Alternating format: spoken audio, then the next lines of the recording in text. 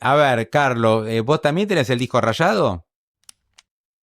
No entro en eso porque yo, ¿sabés qué pasa? Estoy callado y no digo nada, pero sí, el que tendría que hablar de mandriles soy yo, porque si hay algo en términos del régimen monetario que estamos transitando es cualquier cosa menos la dolarización. Así que la frase de Fideo y Tuco pasa a la celebridad, porque no hubo ni va a haber. Entonces, pero lo dejo de lado, ve que estoy tranquilo, moderado, trabajando, así que podemos hablar de cualquier tema porque la verdad que uno tiene la cola limpia en ese sentido. Pero vos Yo viste que el creo, año pasado el presidente un poco te bardeó por Fideo con Tuco. Yo decía, pero sí, es verdad pero que no es, había ni Fideo. digamos, No a ver, entendí. primero no importa, ya está, son los gajes del oficio, pero no es mi estilo. Dice, yo estoy para, me encanta joder y todo lo demás, siempre con respeto y educación, pero ya está, terminó. Ahora, ¿tiene algún sentido? Encima si tenés razón, no si no tenés razón. Entonces, ahora fuera de joda, hablando, este, ese es un tema, porque todo seguramente me vas a preguntar por el dólar, el Y sí. atraso, toda la historia, así que no hay problema. Pero quiero decir, cuando hablemos seriamente del régimen cambiario y de cómo puede seguir la película y del 1 de enero del 26, tenemos que seguir pensando como condición número uno que lo que fue extraordinario en términos de un caballito de batalla electoral está total y absolutamente descartado en términos Mm. normales, no en una de facto que haga la gente frente a una crisis. Entonces, si jodemos, jodemos. Si hablamos en serio, hablamos en Claro, vos lo que serio. decís está descartada totalmente de la dolarización. No es algo que se Totalmente, puede implementar. Eso ya está, totalmente. listo. Porque Ok. ¿sabés qué pasa? Con el flujo de caja que uno tiene por delante, que el flujo de caja significa el mercado cambiario, el financiamiento de los vencimientos, un acuerdo con el fondo, la eventual deuda que todavía se arrastre previa a este gobierno, etcétera, etcétera, etcétera. No hay valor presente de vaca muerta que cubra eso. Más que vos puedas dolarizar, no existe eso. O sea, estamos hablando de un absurdo, pero ya está, eso terminó, pasó. Lo único que vale para una discusión seria y respetuosa es decir, de eso dejado de lado, porque eso no va más salvo una crisis. No existe, lo sigo teniendo en mente para algún día. Vos pensás que si un programa, si acá mínimamente han logrado un proceso desinflacionario y se agarran todos de ahí para equipo que gana no se toca, lleguemos a las elecciones así. Vos, si algún día esto anda bien, ¿qué te vas a meter en camisa de once Obvio. varas? No existe ni siquiera la competencia de monedas, existe la convivencia de Mm. monedas que no tiene nada que ver ni con bajar la inflación, ni con la dolarización, porque encima requiere un régimen cambiario. El éxito, el éxito de este programa con superávit fiscal y demás, es que se recupere la demanda de excremento. Y Sí. la demanda, la La demanda de recuperación, pesos, ¿no? La demanda de claro, pesos. claro. Y la demanda de pesos es la que le está dando viabilidad desinflacionaria al programa. Después podemos hablar un montón. Es muy difícil hablar en un programa público para la gente y que te entienda y simultáneamente darle razonabilidad técnica a lo que uno está diciendo. ¿Por qué? Bueno, porque recuperar la demanda del peso en lugar de exterminarlo es la base del éxito de lo que está ocurriendo. Llamo éxito a un proceso desinflacionario con superávit fiscal que está en los 15 minutos del primer tiempo recién. Pero está en ese camino. Ahora, después tenemos que discutir un montón de cosas, incluido lo cambiario. Lo cambiario, después pongámosle los condimentos que haga falta a esta entrevista, pero lo cambiario, como está, no va a continuar in eterno. O sea, este sigue siendo un régimen, no estoy hablando ni de devaluación, ni de todas esas cosas que después llaman a la tergiversación, nada. Yo lo que digo es, este no es un régimen cambiario definitivo y tiene que tomar lecciones de la historia, después podemos numerar una por una, lecciones de la historia para no quemarlo. Entonces ahí estamos. Entonces vos vas buscando atajos, definiciones, conceptos para ir tirando para adelante y armando puente de dólares para adelante. En un momento determinado, vos tenés que decir cómo sigue la película ya en forma más realista, que me imagino que es lo que debe querer conocer el fondo. Correcto. Ahora, Eso, Carlos, te hago, hay un montón de ventanas, ¿no? Que fuiste sí, abriendo ya lo ahí. sé, ya Entonces, lo sé. a ver, te voy haciendo algunas preguntas. Sí. ¿Cómo te da vos la cuenta de dólares para este año? Porque Argentina, aún a pesar de todos los dólares que compró el Banco Central el año pasado, sigue teniendo problemas de reserva. Viste que Milei ahora está diciendo en la tele, no, compramos un montón de dólares, tenemos un montón de reservas. Bueno, compró un montón de dólares, pero no tiene un montón de reservas. Por eso, por eso. Primero, yo no soy una persona, desde que me he iniciado en esto a los 20 y pico de años, de discutir públicamente con un presidente. Yo le guardo respeto Perfecto. patriarcal a todos los presidentes. Eso lo he hecho con todos, de cualquier bandera. Ahora me llaman y en privado no me guardo nada. Así ha sido la historia. Así que yo contestarle al presidente, hacer público, vamos a hablar de política cambiaria. Segundo, los números son los números. Es decir, mantener el respeto no es que cualquiera puede decir cualquier cosa. O sea, este no es el primer presidente que, dado que es presidente, agarra un atril y tira una suerte de números con los que uno no coincide, pero no es la primera vez. El propio Carlos Menem hacía cosas así, muchas veces Mauricio Macri, ni que hablar Cristina Fernández. O sea, los presidentes tiran números que algún olfa les prepara. Ponele que este presidente, al ser economista, tenga su propia idea de las cosas, pero nada más. Entonces, tu pregunta es una pregunta muy importante, porque ese tema de comprar muchos dólares bajo una metodología ingeniosa que fue el primer semestre del 24, que capotó eso de que compro los dólares de la exportación y postergo el pago de importaciones o doy bopreal para lo viejo que me dejaron, eso terminó. Sí, sí. En el momento de terminar, vino el milagro del blanqueo, Claro. y cuando se veía el blanqueo se dio préstamos en dólares, las empresas venden los préstamos en dólares Y eso le permite al central acumular reservas. Claro, no quiero meterme en el quilombo porque lo que te voy a decir es atemporal, que se quede claro. Lo que voy a decir es atemporal. Pero estos dólares que venden las empresas algún día lo tienen que ir a comprar para pagarlo. ¿O te cree que le regalan los créditos?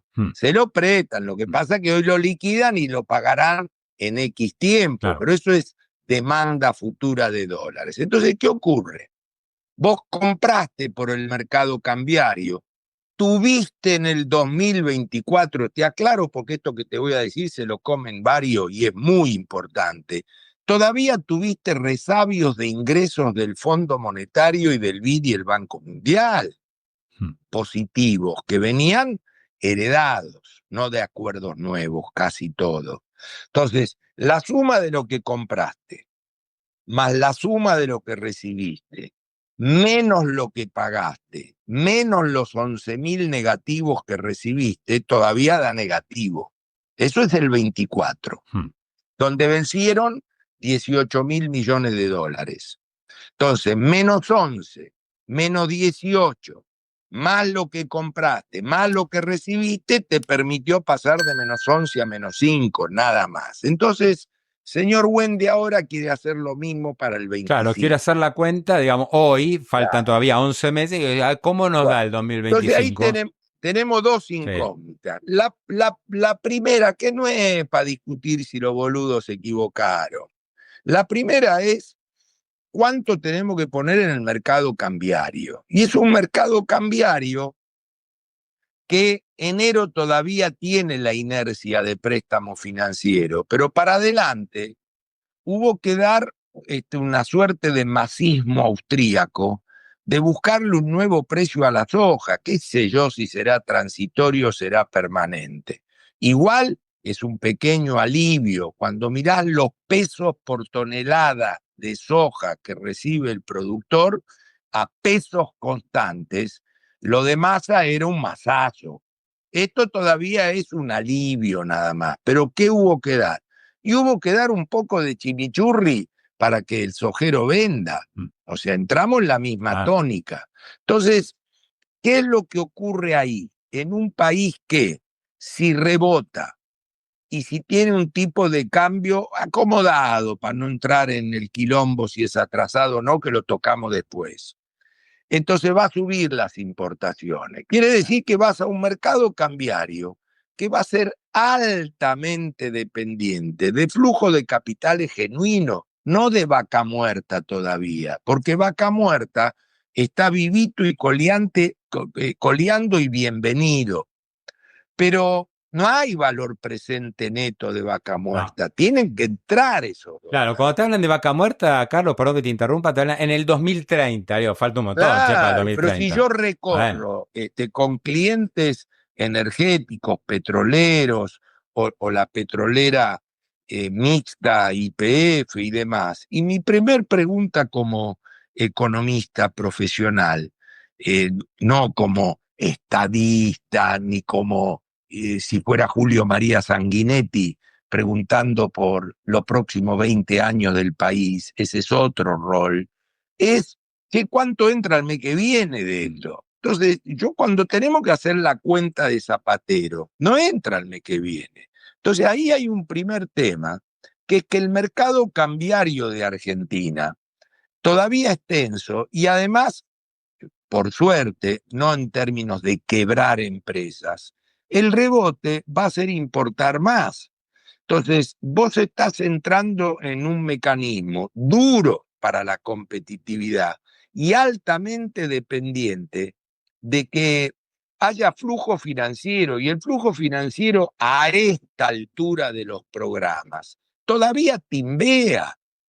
El flujo financiero todavía no es la de un programa hecho y derecho donde vienen tipos que ponen plata, entierran fierro y dicen: me encanta esto porque me di cuenta que toda su clase política evolucionó y este país cambia para los próximos 20 años. No es eso.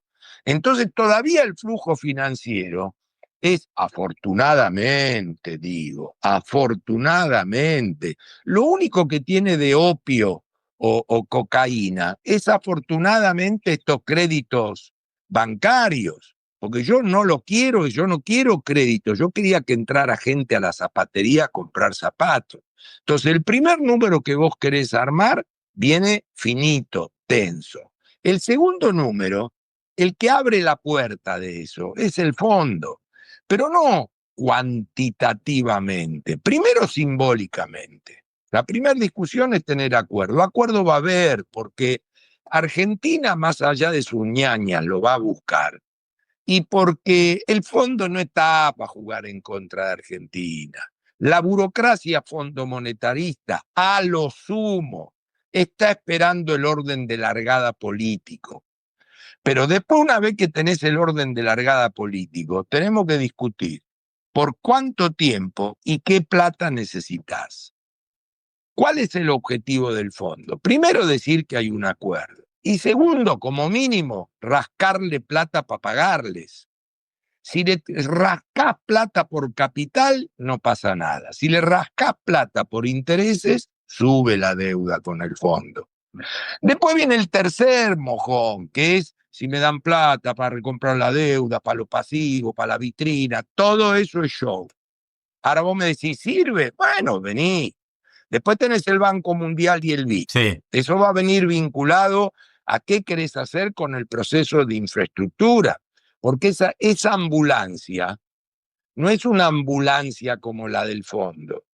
La del fondo es una ambulancia que viene a llevar a un tipo que si no viene la ambulancia tiene conflicto. Y que va a la El otro reserva, es una... ¿no? Esa plata en primer instancia va a la reserva, en la de fondo. Primero va a la No, reserva, después hay que ver en si... primera instancia para que cobren ellos. Por eso te dije, mm, ¿de cuánto hablamos? mm. Los primeros 2.600 millones, 3.000 millones de dólares de este Lo año que cobran ponga ellos. el fondo, se lo cobran ellos. Ok.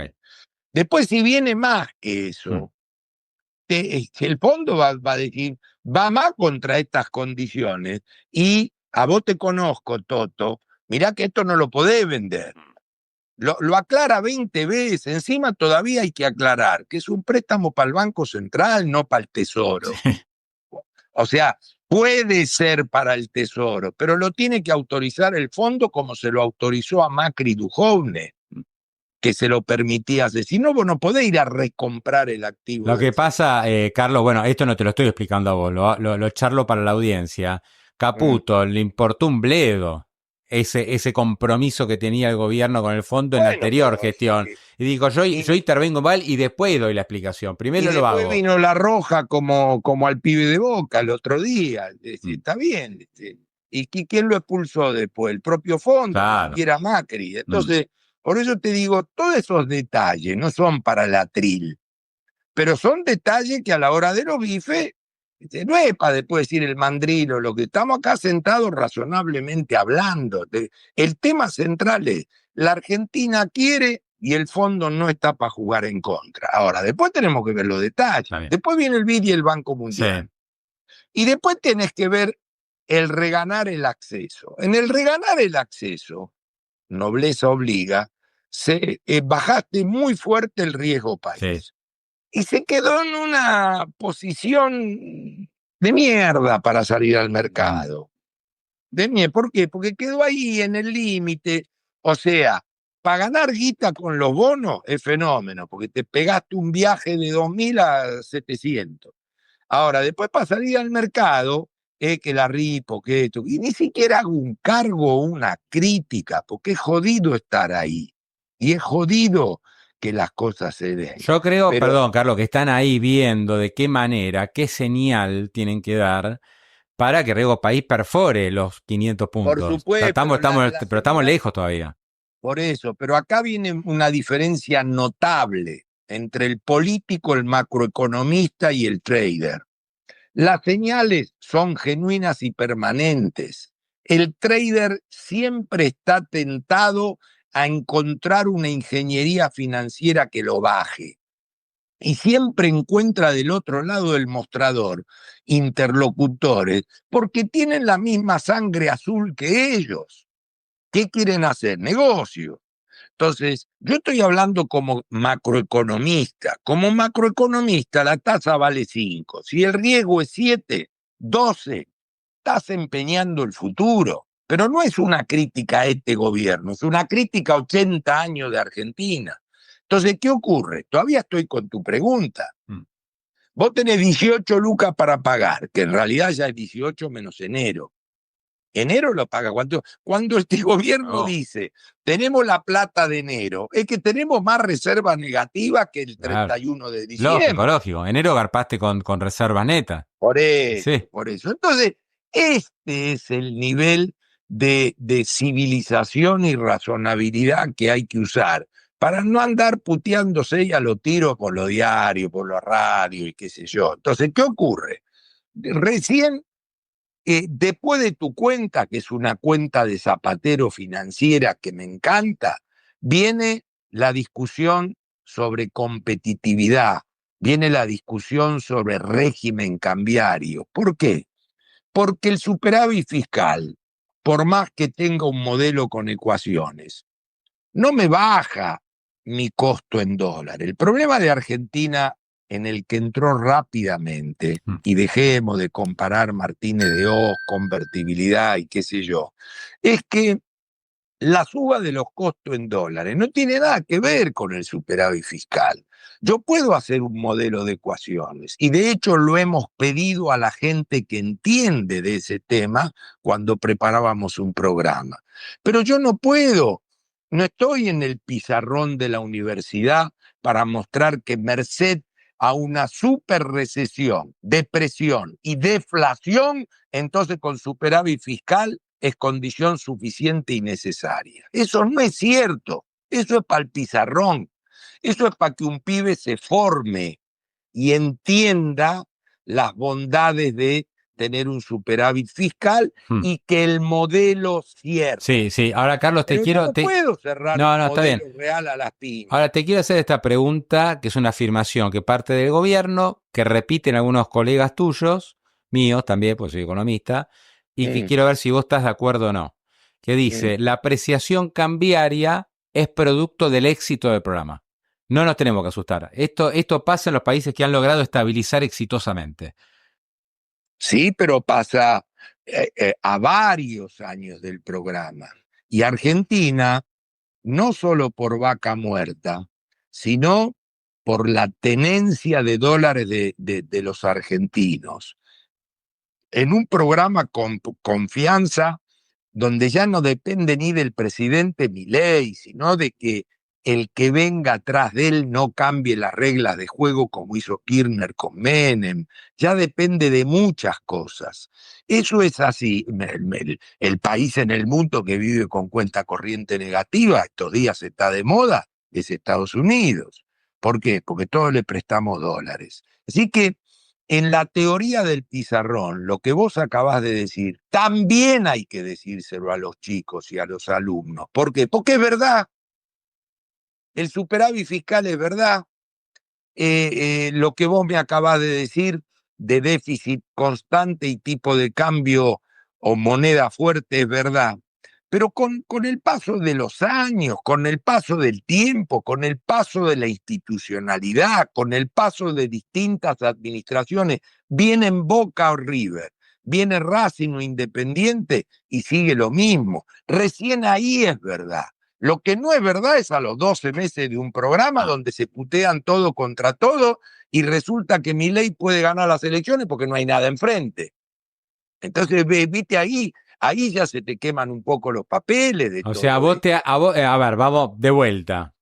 Voy entendiendo perfecto el punto. A vos te hace ruido que nos hayamos apreciado tanto, que Argentina se haya vuelto tan cara en dólares tan rápido. Hace ruido porque yo entre el Puente de la Barra y José Ignacio nunca vi lo que vi este año. ¿Qué cree que te diga? Un día dije en lo de Fantino, tengo dos cadetes, uno está en Itaparica y otro en Miami. Era la época de Macri. Vine a mi casa y mis hijas me cagaron a pedo. Me dijeron, che, vos que te hiciste desde abajo, ¿por qué un cadete no puede ir a Miami? Y yo dije, no es que no puede ir a Miami. Dije que a mí me hace ruido. Es como cuando yo en el 98 me compré varias corbatas Hermès en París en el Mundial. Sí. Fui al Mundial. Y estaba lleno de argentinos en París. Vos me dijiste eso cuando nos vimos. Argentinos, vino la cana a sacarme del negocio porque yo de la pinta de reo que tenía no podía comprar corbata Hermès. ¿Entendés lo que te digo? Entonces ahí hay ruido cuando pasan esas cosas. Pero es un ruido para considerarlo entre todos. Está bien. No es, yo estoy totalmente en la vereda de enfrente de cubrir este problema devaluando paloturros. Totalmente en contra de eso. Discutir esto seriamente no es discutir que estás a favor de la devaluación o de los tipos que están fuera de competencia y demás, pero falta un montón. ¿Cuál es la reforma estructural de Argentina? Entonces yo digo que llevan 12 meses. Obvio, porque una reforma estructural tarda años. Pero vos no podés hacer alaraca de no sé cuántas veces más que la reforma de Menem. Eso es inmedible y recién arrancaste. ¿Cuál es la reforma impositiva de Argentina? Y si alguien me quiere decir, che, el boludo este que está hablando, y él lo iba a hacer todo eso, qué sé yo, íbamos a salir a la cancha. Pero la mitad de la reforma impositiva es federal. Al ser federal, un presidente, por más que las tenga bien puestas, tiene que arrastrar a los gobernadores. Pasó una vez en el siglo con Menem y salió mal, porque Menem tuvo tanto liderazgo y tanto apoyo que lo llevó de una oreja a la constituyente. Y un día, un familiar de él, muy importante institucionalista, me terminó diciendo a mí, tuvimos que cerrar el arco en la reforma constitucional, porque si no nos llenaban la cara de dedo de cosas que querían meter adentro de la Constitución. Lo hicieron con liderazgo, la abrieron para mejorarla y la tuvieron que cerrar porque empeoraba. Sí. Esto es la reforma del 94. Entonces, esas cuestiones, nosotros estudiamos el transformar en un IVA ingresos brutos. Laburamos mucho y laburamos con gente que hoy habla y que pertenecía al equipo. Giordano, Colina, todos estaban adentro y a todos les pedimos reformas profundas. Son difíciles de hacer. Entonces, el superávit fiscal empieza a ser un instrumento de política económica extraordinario. Cuando vos tenés colchón y decís, bueno, a ver, vamos a bajar tal impuesto. ¿Por qué? Porque ahí empezás a descomprimir, vamos a privatizar tal cosa y entra plata. Entonces esos son instrumentos suculentos que tuvo la convertibilidad, porque la convertibilidad tuvo el don por un tiempo, ahora voy a hablar de las falencias, por un tiempo tuvo el don que no hizo. Martínez de O, déjalo de lado porque es para estrellarse, déjalo de lado, él y todo lo que apoyan la tablita. Y con eso te estrellas. Pero la convertibilidad tuvo el don de empezar en un momento una reforma estructural seria, que fue impositiva, previsional, y a bajar impuestos. Entonces, la competitividad come del superávit fiscal. Ahí el superávit fiscal se hizo un mecanismo práctico. Ahora, acá se decidió que la higiene es, tengo superávit fiscal para comprar los dólares de los intereses Sí. genuinamente. Pero después tenés que tener los dólares, que es tu pregunta. Y no existe esa automaticidad de las ecuaciones. ¿Por qué esa automaticidad de las ecuaciones? Necesita deflación y depresión. Si no necesita, ¿dónde está que iban a vender, iban a escupir los dólares para pagar impuestos? Al final estás dándole baja de impuestos para que escupan los dólares, al revés, ahí tenés otro título. ¿Entendés cómo es la historia? Sí. Entonces, ahora, perdón, están tratando de bajar impuestos para ver si baja un poco o sea, tratar de que Argentina no esté tan cara en dólares bajando impuestos, ¿no? Autos. Pero no, ni siquiera, eso no empezó. Lo que estoy es bajando, a lo Massa, estoy viendo si bajando Sí, para que me traigan los dólares, obvio, para el campo. Es al revés, Sí. justamente al revés. Sí. Entonces yo no estoy metiendo el dedo en la llaga irritada para joder. Estoy hablando seriamente. Si mañana me llama el presidente, estoy a solas con él, me dice, ¿qué opina? Digo esto. Yo nunca contesto al presidente en público, pero sí en privado. ¿Qué le digo? Esto le diría.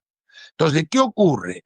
Todos esos fenómenos donde, y pensá, no quiero ni siquiera meterme, pero si yo soy el ministro de Economía, le pediría por favor al presidente que la respuesta la ensayo yo, no él. Porque si sale mal, él me pega una patada en el culo a mí. ¿Por qué? Y porque yo no dije esto, lo dijo Carlito. Y Carlito tiene el ministro de Economía. Entonces, ni siquiera me metería en esa discusión pública, aunque sea económica. Ahora, Carlos, te pregunto, con todas estas incógnitas que hay, todos estos interrogantes respecto a el balance de dólares, evidentemente acá hay interrogantes, porque primero no sabemos cuánta plata da el Fondo Monetario. Por una cosa que de 10.000, otra cosa dentro de todo el análisis que vos me hiciste. Sí, sabemos. Si da 30 lucas ya cambia todo, ¿no? Pero sí sabemos, no cambia todo, ¿no? Pero sí sabemos que no es un escenario de quilombo. Es decir, no sé ni por qué salió de la cancha Rodrigo Valdés, dice eso, pero no es un escenario de quilombo, es un escenario con la administración americana y el fondo amistoso. No es ni lógico, el kirchnerismo, por eso. Ni siquiera Alfonsín, que fue a contestarle en la casa. No, lógico. Estamos en buenas migas, ahora, digamos. No es un tema que quiero sacar del medio, que te lo escuché de pasada, y lo quiero decir por honesto. No es te da 10 lucas y se arregla todo. De nuevo, es que el fondo, que tengas un acuerdo, es fenómeno. Que tengas un acuerdo y te dé 10 lucas, es más fenómeno. Pero El fondo no va a prestar plata para que vos le pagues a otro, ni para que levantes el cepo. Y de nuevo, se lo tiene que prestar al Tesoro para que eventualmente el Tesoro le mejore el activo al Banco Sí. Central. Ujú. Y cuando le mejore el activo, vamos a tener un Banco Central, como se hizo en Chile en los 80, mejorado en su balance, pero no para que el Toto intervenga. Nunca es para que el Toto intervenga. Porque eso, si no, es darle margarita a los changos. Bueno, ahí entra Carlos, la discusión que yo sé que vos la has dado, ¿no? Y que vos lo has puesto en la cancha hace muchos meses, que es la del dólar blend, ¿no? Que ahora de Caballo también se dice, el dólar blend hay que sacarlo, no puede ser que por eso, 17.000 ahora palos. me dicen a mí, la propuesta de fulano es sacar el dólar blend, era la propuesta del 10 de diciembre nuestra. Por eso la pusimos en la cancha. ¿Por qué no se saca el dólar blend? ¿Por qué sigue? Porque es un gobierno que tiene un doble mercado implícito e informal y que lo usa para bajar la brecha en forma no pública, subterránea. Si vos formalizás el doble mercado, podés intervenir formalmente, pero la tapa de los diarios diría todos los días con cuánto intervenís. Ahí se cortó. Bueno, a ver si lo recuperamos en un minutito, a Carlos. A ver ahí, Carlos, si te recupero. Hola. Sí, Carlos, ahora te escucho perfecto. Bueno, yo te escucho bien y sin eco. Bárbaro, genial. No, estábamos con el dólar blend. Yo explicaba recién. ¿Desde ahí? Sí, el dólar blend. No, yo decía, el dólar blend, a ver, no sé si puedo llegar a repetir. Dale. El dólar blend era un elemento a eliminar el 10 de diciembre del 23 en nuestro programa. Y tenías un doble mercado formal, no informal como el que tiene este gobierno. Este gobierno compra por el blend y después vende en los paralelos o en los alternativos, en forma secreta e informal, como le gusta hacer un trader. El macroeconomista tiene decididamente que blanquear eso. Entonces, el macroeconomista tiene un doble mercado, siempre camino a liberar el cambio y que sea flotante para empezar en Sarita Roja y terminar en Harvard. Pero ¿qué ocurre? Vos no lo podés hacer en forma secreta. Tenés que ir buscando un mercado cambiario que gane naturalidad para que la tapa de la tele y de los diarios no ponga nervioso a la gente, porque los bancos centrales intervienen formalmente, como una cuestión natural. Como acá eso genera escozor, entonces el trader lo hace solapadamente, compra bono, vende bono, lo mismo que hacía Massa, lo mismo. Entonces, ¿qué hace? Es superavitario en el mercado oficial y lo vende en el otro. Eso podría haberse hecho en forma formal. Entonces, la eliminación del blend es, sin lugar a dudas, no de ahora, de hace un año, un camino muy positivo en la búsqueda de normalidad. Carlos lo pidió el fondo en el reporte de staff de junio del año pasado. Ya estaba ahí. Pero cuando decimos lo pidió el fondo, como si lo hubiera pedido Drácula. Nosotros lo teníamos escrito. Sí, correcto. Es decir, también podés ir eliminando, también en un proceso iterativo como se hizo con las importaciones, el tema dividendos, porque hay muchísima gente del exterior que le interesa más dividendo que el riesgo país. Después, por ejemplo, te estaba diciendo cuando se cortó, si vos en serio querés hacer algo ya formalmente bimonetario, dejando de lado todas las cuestiones electorales y demás, el 1 de enero del 26, más que la eliminación del cepo, se aplican un conjunto de medidas macroprudenciales muy relevantes en términos de la bimonetariedad y la cultura argentina con las personas, no con las empresas. ¿En qué sentido? En el sentido de que nadie se acuerda, pero esto pasó cuando se desarmó la convertibilidad y rigió con Néstor Kirchner, con La Baña, que es que sigue teniendo límites todavía a la dolarización de portafolio, límites todavía a la utilización de las personas. ¿Por qué? Porque es un país de 80 años de problemas. Entonces, en ese escenario, el 1 de enero del 26, vos seguís desarmando. Desarmando es normalizar. No es más la cultura de se saca el cepo o no se saca el cepo. Eso es para el título. Ah. Entonces, en un proceso de normalización, vos tenés que ir desarmando. A mí lo que está ocurriendo no me gusta, porque se está planteando el tema en términos de un capricho, lo saco o no lo saco. Entonces, de ninguna manera, pues, ¿querés que te diga si yo tuviera que empezar de cero a discutir esto? Es, flaco, sacame el cepo y después hablamos de la paridad cambiaria. Que me venís a apurar con si hay atraso. No hay atraso si tenés cepo. Bueno, ese es el argumento, ¿no? Sí, bueno, pero ¿quién sabe si este es el tipo de cambio y si está todo intervenido? Vos no querés contestar eso. Pero yo lo justifico en el camino de ida al cepo. ¿Por qué? Porque el 10 de diciembre del 2016, con estos actores actuales en materia económica, nos boludearon a los que decíamos guarda con sacar. Me acuerdo. Porque ¿qué ocurrió?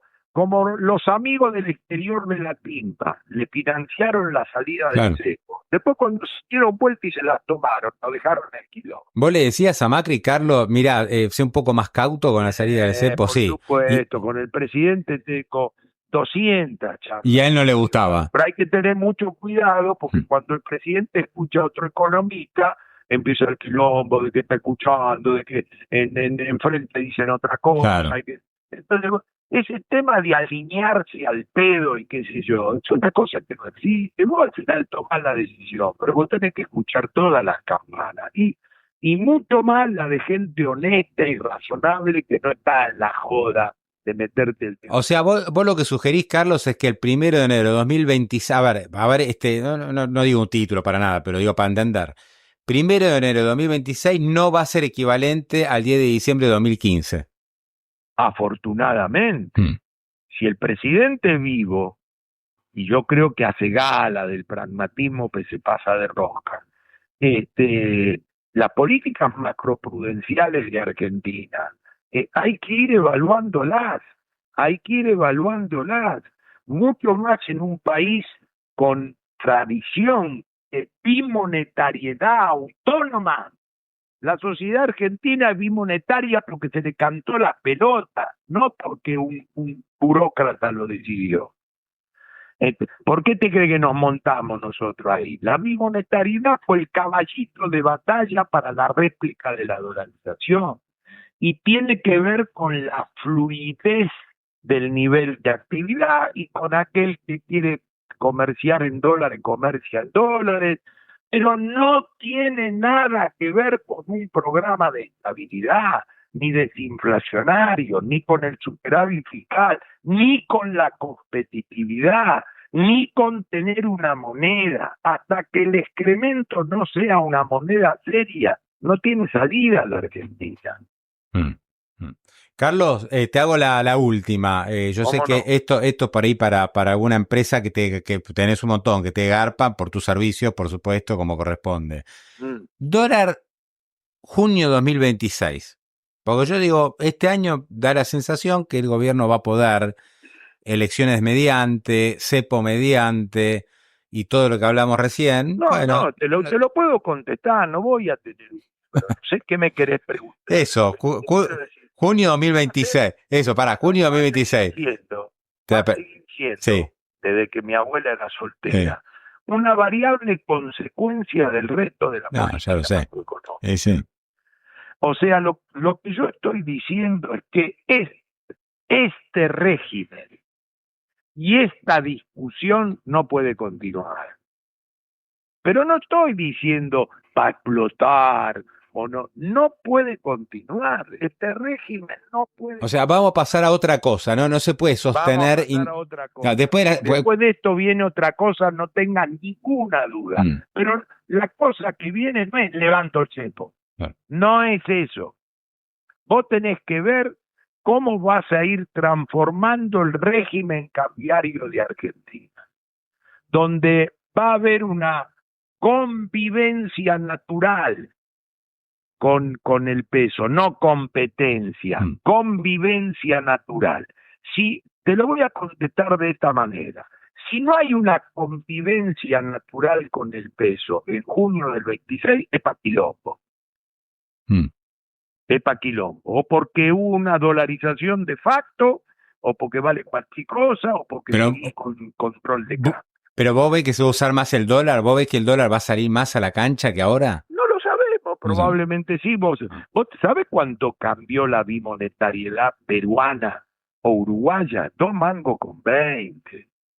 ¿Por qué? Porque continúa, porque encima cuando tenés inflación de un dígito en pesos, empieza a ser anual, empieza a ser irrelevante esa convivencia, te da lo mismo cualquier cosa. Para el tipo que se va todos los años a Uruguay, o durante el año también viaja a Uruguay, es irrelevante sacarte los uruguayos de encima cuando te volvés a la Argentina. Antes decías, uy, la puta que lo parió, mirá, me vine con estos uruguayos, qué cagada. Cuando vuelva valen la mitad. No existe más eso. No. ¿Te quedó algún uruguayo en el bolsillo? Me lo guardo para el año que viene. Me lo guardo para el año que viene. Esa es la convivencia. Cuando vos decís, ¿cuánto es tanto? Che, tengo dólares, ¿te pago en dólares? Sí, no hay problema. Che, ¿qué es eso? ¿El uruguayo? Bueno, sí, toma el uruguayo. ¿Te puedo pagar en dólares? Sí. Y te digo, en cualquier lugar, el más rasposo que vaya, hay 0,1 de arbitraje. No te caga nadie. No. Vas y te parás en una casa de cambio. Dice 42, 44, el negocio te cambia. Ahora, Carlos, fíjate que ni hablamos de inflación, ¿no? Pero vos estimo que estás viendo bien el proceso de desinflación. Y sí, da para una charla, porque te quiero decir, lo estoy viendo bien, pero el proceso desinflacionario exitoso no está basado en que bajo el Crolipeg y baja, o no está basado en que elimino el impuesto país y baja, o que atraso las tarifas obstaculizando la baja de los subsidios, baja. Es una cuestión muchísimo más concentrada en los precios relativos y más, mucho más cuando llegas al 2 y pico 3 mensual. Porque esa bajada global, donde bajo los primeros 40 kilos, cuando un tipo pesa 160, después cuando el tipo tiene que llegar a 90 y está en 100, 110, la dieta cambió. Vos no lo podés seguir como cuando lo agarraste en 160. Además, empieza a ayudar en la parte fiscal menos el impuesto inflacionario, parece una paradoja, pero te empieza a ayudar menos. Ya todo el recorte tipo a la licuadora, otro tema en el cual nos metimos fue la deuda. La mitad de la LELIQ se licuaron. No es que bajaste la deuda, es que la licuaste al depositante y licuaste la LELIQ. Y entonces, si bien endeudaste al Tesoro, lo endeudaste por menos de lo que estaba endeudado el Banco Central. Todas esas cosas hay que verbalizarlas, porque eso le da crédito a la autoridad económica. ¿Cuál es tu para este año, cuál es el pronóstico de inflación de ustedes? ¿20 algo? Sí, estamos trabajando con 20 y algo, donde era un 20 y algo alto, puede ser un 20 y algo más bajo. Después, para que sea menos que eso, el segundo semestre tiene que ser muy positivo. Pero esto es un proceso de cómo trabaja un empresario, cómo trabaja un tipo que toma decisiones. Por aproximación, no está interesado con cabeza de trader en ver quién es mandril y quién es no mandril.